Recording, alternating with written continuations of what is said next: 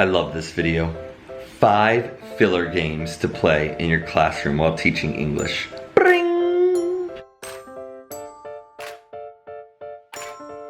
Number 1, Simon Says. Who doesn't know this classic? But you probably don't, so I'm gonna remind you anyway. Simon Says is the game of instruction and command. The teacher versus the students. The teacher is giving instructions, preceding them with the words, Simon Says. For example, Simon says touch your nose. If that's what the teacher has said, then the students will all touch their nose accordingly. But if instructions are given without the word Simon Says, then the students are not to follow through. If the student carries out the action without the teacher saying Simon Says, then they are out of the game. You can speed it up to make it a little more difficult. My favorite is to tell the students, Simon says, run in place. Run, run, run, run, run, run, run, run, run. Stop! Most of the students you'll find will stop without you having said Simon Says. Gets them all out, it's hilarious. Last student standing is the winner. Filler number 2, Pictionary.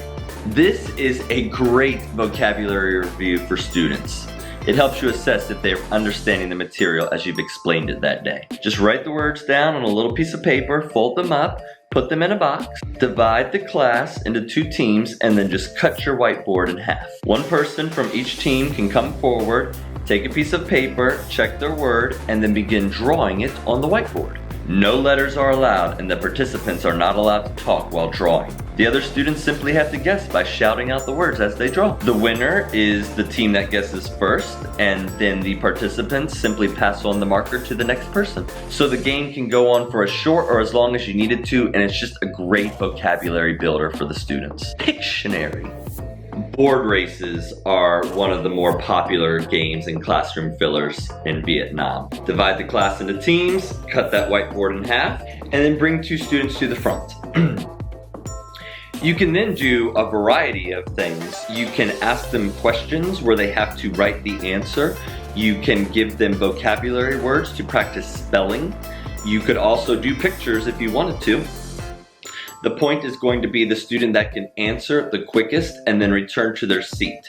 You can add elements of challenge that they could pass along the marker to the next student who immediately will come up and answer the next question. And you can also do topics where it can be the first team to write down 10 things having to do with objects around the house. Even more so, you could have a topic of animals, and then the students have to write in order. Animal that starts with the letter A, then the letter B, then the letter C. You can take this game as far as you want and make it as challenging as you want to for the students.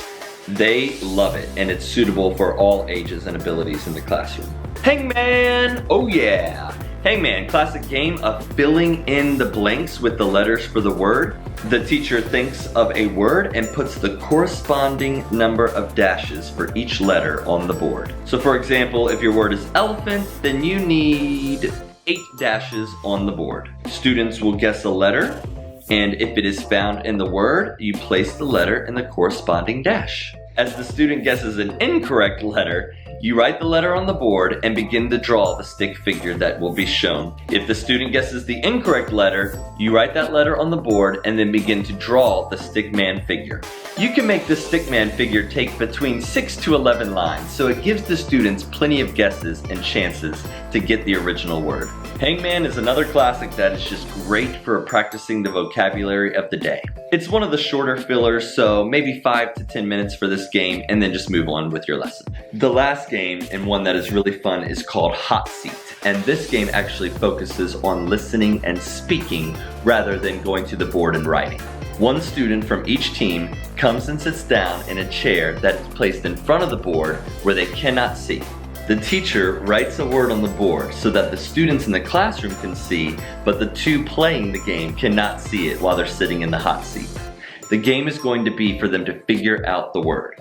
There are a couple of varieties of ways to play this game. The first being the students describing the word in a way that helps the player in the hot seat guess it. So for example, if the word is seed, the students could say, it grows in the ground, it's very small, it produces a tree. And the alternative way is for the person in the hot seat to ask questions. Is it big or small? Is it living? Does it eat people? You know, the usual questions.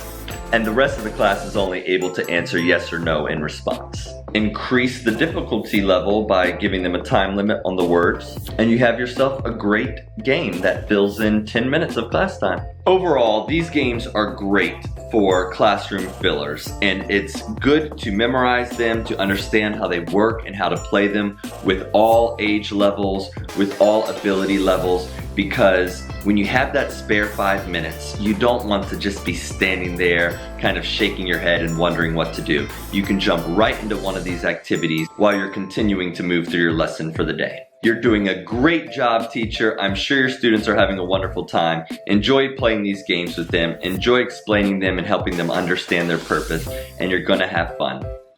See you next video.